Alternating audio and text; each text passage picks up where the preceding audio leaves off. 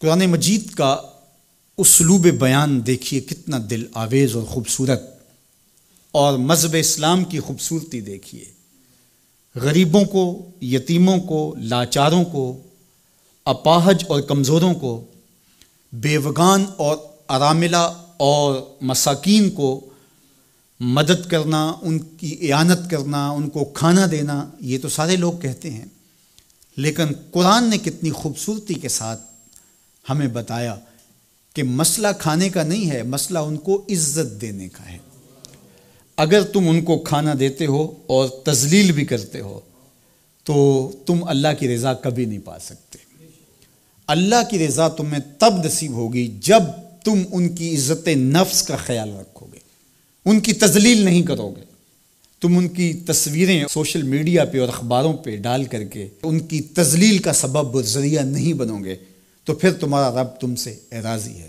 تو بات کھانا دینے کی نہیں ہے، قرآن کہتا ہے تم ان کی خدمت کرو، ان کو کھانا کھلاؤ، لیکن اس چیز کا تمہیں پہلے خیال ہونا چاہیے کہ تم ان کی عزت نفس کو مجروح نہ ہونے دینا۔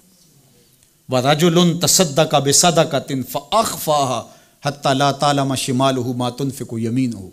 میرے حضور نے فرمایا جس شخص نے صدقہ کیا اور اتنے مخفی انداز میں کیا کہ جو دائیں ہاتھ نے خرچ کیا بائیں ہاتھ کو اس کا پتہ ہی نہ چلا، قیامت کے دن جب کوئی سایہ نہیں ہوگا اللہ ایسے شخص کو اپنے عرش کا ٹھنڈا سایہ نصیب فرمائے گا۔ کتنی بڑی بات ہے۔ قرآن نے ہمیں سرا و اعلانیہ دونوں طریقے بتائے ہیں۔ اعلانیہ بھی خرچ کر سکتے ہو، مخفی بھی خرچ کر سکتے ہو، لیکن اعلانیہ خرچ تم تب کرو گے جب کسی کی عزت نفس کا مسئلہ نہیں ہوگا۔ آپ مسجد کے لیے فنڈ مانگ رہے ہیں، کوئی بات نہیں، یہاں تو کوئی ایسا شخص نہیں ہے، لیکن کسی ایک شخص کو دے رہے ہیں تو پھر آپ کو اس بات کا خیال کرنا ہوگا، اس وقت پھر مخفی کرنا تمہارے لیے ضروری ہے۔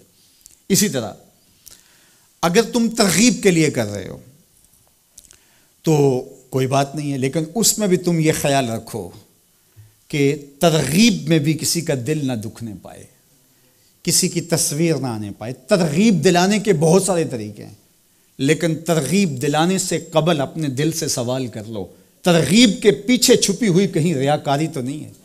چونکہ ریاکاری جو ہے یہ کالے پتھر پر کالے رنگ کی چونٹی چلے تو اس کی چال سے بھی زیادہ باریک ہے، تو یہ بڑی باریک چال ہے۔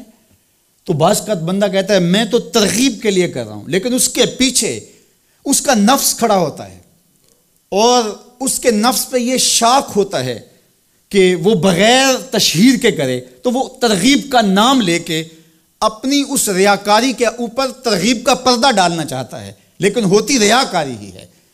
تو یہ اپنے آپ سے پوچھے، بندے کو پتہ ہوتا ہے کہ میں کہاں کھڑا ہوں۔ اقبال نے کہا تھا کہ ملا سے نہ پوچھ اپنے دل سے پوچھ، تو بندے کو پتہ ہوتا ہے کہ یہ ترغیب ہے یا اس کے پیچھے چھپی ہوئی ریاکاری ہے، اور ریاکاری تھوڑی سی بھی اللہ کو قابل قبول نہیں ہے۔ حضرت ابو امامہ الباہلی رضی اللہ تعالیٰ عنہ فرماتے ہیں کہ میں نے حضور سے پوچھا کہ ایک شخص جہاد کرتا ہے اور اپنی جان وار دیتا ہے اور اس کا مقصد اللہ کے دین کو سر بلند کرنا ہے، لیکن اس کے ذہن میں یہ بھی ہے کہ چلو میری بہادری کے جھنڈے بھی لگ جائیں گے، تو کیا اس کو اس عمل کا صلہ ملے گا؟ تو میرے حضور نے ارشاد فرمایا فلا شیء لہ، اسے کوئی اجر نہیں ملے گا۔ اللہ صرف اسی عمل کو قبول کرتا جو محض اس کے لیے کیا جائے۔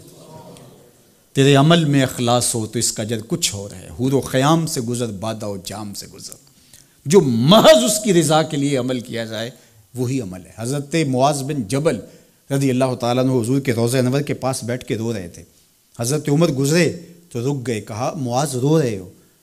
کہا کہ صاحب مزار کا ایک فرمان یاد آیا جس نے مجھے رلا دیا۔